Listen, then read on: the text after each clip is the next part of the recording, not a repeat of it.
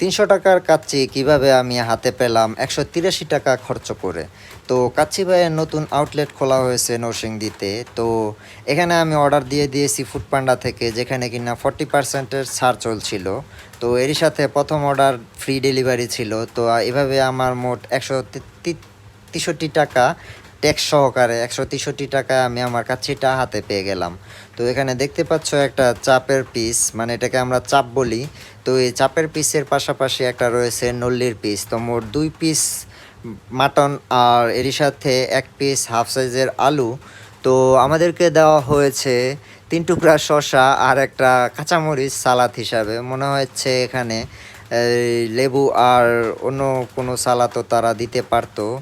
তো আমরা দেরি না করে মাংসটা ছিঁড়ে কিছুটা নিয়ে আমাদের মুখে ঢুকানোর চেষ্টা করছিলাম। মাংসটা কিন্তু একটু শক্ত, মানে মাংসটা পুরোপুরি নরম হয় নাই। জুসি টাইপের যে টেন্ডারি মাংস আছে, এটা দিলে মনে হচ্ছে যে কাচ্চিটা খেতে খুব ভালো লাগতো। তো কাচ্চির স্বাদটা ছিল অ্যাভারেজ, মানে আমার কাছে তেমন একটা ভালো লাগে নাই। যেহেতু এই জায়গাটাতে নতুন আউটলেট খোলা হয়েছে, হয়তোবা ধীরে ধীরে তাদের স্বাদটা ভালো হবে, নয়তোবা অফারের কারণে এরকম